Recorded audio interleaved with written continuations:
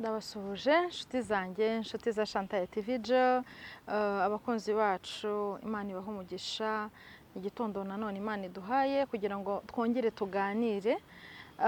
Uyu munsi ni umunsi nanone natekereje ko twaganira uburyo bwo kungurana ibitekerezo. Mu buryo bw'ibitekerezo nibwo nshaka ko tunyuzamo ubutumwa muri iyi minsi.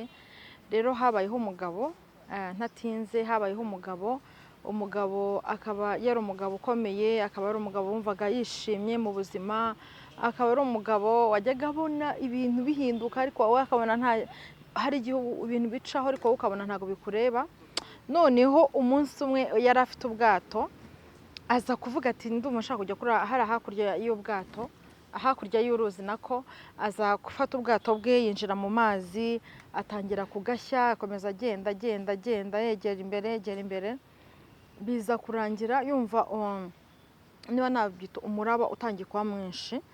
Hanyuma yumva neza atangiye gusa nk'ugiye kurengerwa, ubwato buragenda busa nkaho butangiye kunanirwa guca muri iyo nyanja.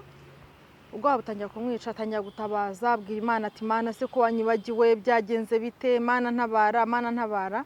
Hanyuma biza kurangira byanze, gusubira inyuma biramunanira, gukomeza imbere biramunanira, atabaza ubutabazi bwaba buri hafi ntiyashobora kububona. Nawe urabyumva muri ubwo buzima buremereye, arakomeza. Hanyuma birangira nyine ubwato bushwanyutse, umugabo ararengerwa mu mazi hasi, ahantu nyine yabonaga ubuzima atizeye ko bwongera kuboneka. Ubwato urumva bwarashwanyutse cyangwa se bwagiye ukwabwo, nawe agenda ukwe, agera ahantu hahandi avuga ati ubuzima burarangiye.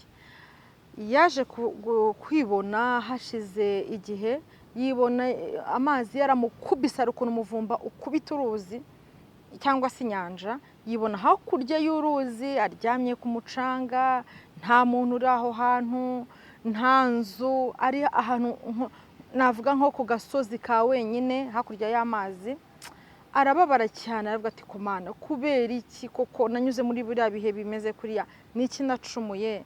Ni iki kintu naba narakoze cyatumye ubuzima bwanjye bugera mu gahaga nk'aka ngaka? Wenda ibyo bihe abantu benshi bajya babinyuramo. Hanyuma aravuga ati reka aha ngaha ntaho natakira, aha nta biryo mbona, nta giti nakorera ngo ndakuramo imbuto, hasigaye no kwirwanaho.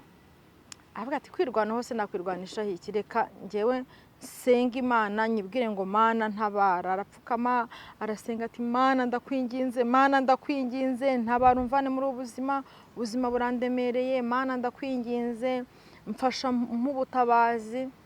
Arangije kubera kugwa agacuho yikubita hasi, ategereza ubutabazi, ntiyashobora kububona.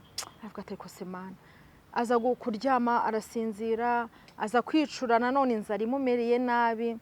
Aravuga ati Mana ndakwinginze nk'ubutabazi, mbona abantu bankura muri ubu buzima buremereye gutya. Mana ndakwinginze nk'ubutabazi, mbone icyo kurya. Mana ndakwinginze nk'ubutabazi, ndebe ko nabona nava aha hantu haremereye gutya, inyamaswa zishobora kundya, ibibazo bishobora kumbana byinshi.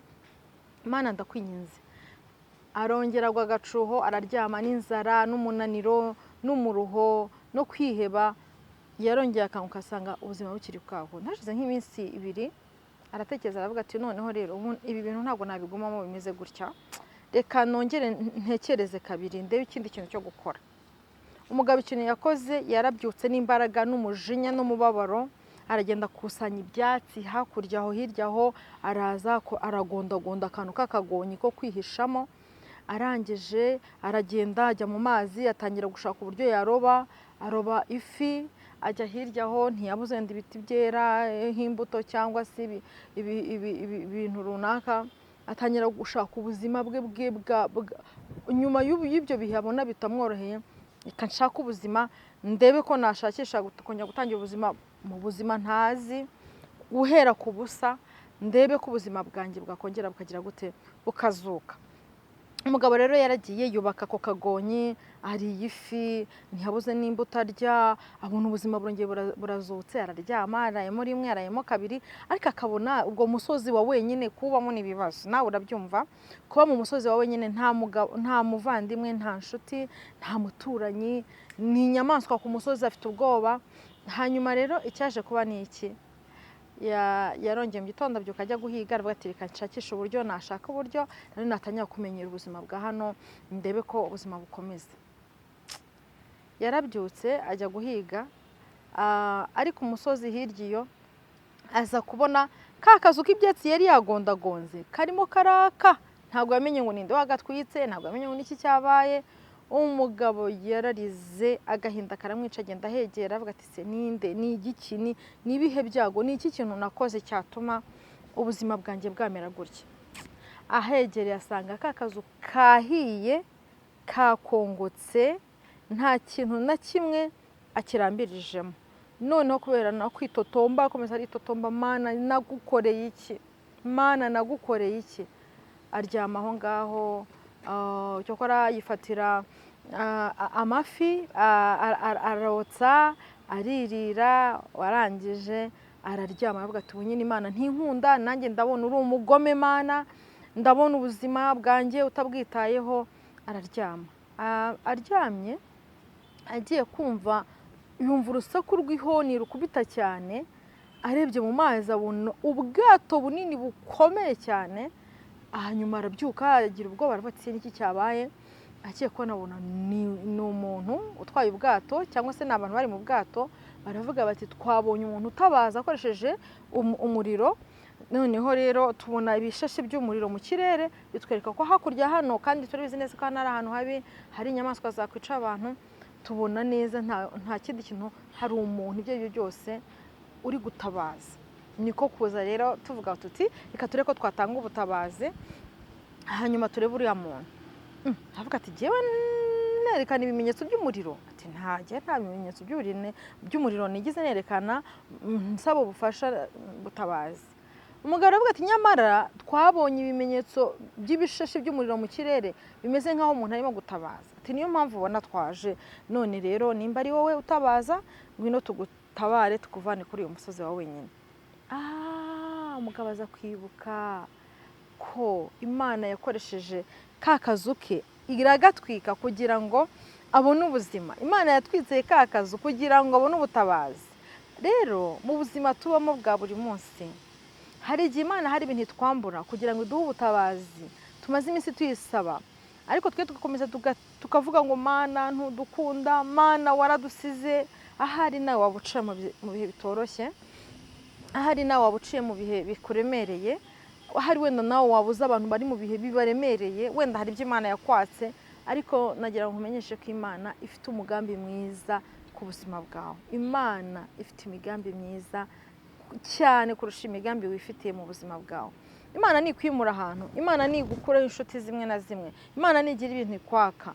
Ntuzababare, ntuzarakare, keretse niba ibyo bintu ubizi neza ko ari ibintu urimo kujya mu byo kugucumuza cyangwa iriko Imana niyo yagukoreye ibyo ubona, pfa kuba Imana mufitanye umubano, komeza uyizere. Imana ifite imigambi myiza ku buzima bwawe, ifite imigambi myiza ku buzima bwawe. Imana ifite imipango myiza ku buzima bwawe. Imana ifite ibintu byiza itekereza ku buzima bwawe. Mwishime, muyizere, tuyigirire icyizere, kandi nunasenga ujye uha Imana igihe. Ndagushimiye kuhisemo kudukurikirana none. Ni Chantal TV Jo, ngende Imana Mani Chantal ubigezeho ibiganiro, kandi ndabizi neza nukora subscribe ntago uzahomba, nukurikirana ibiganiro byacu ntago uzaguma uko waruri. Komeza ubane natwe, washaringa kino kiganiro, wakora like, wakora n'ibindi byose bituma bidushyigikira, wakora comment. Imana iguhe umugisha. Ciao ciao, shalom.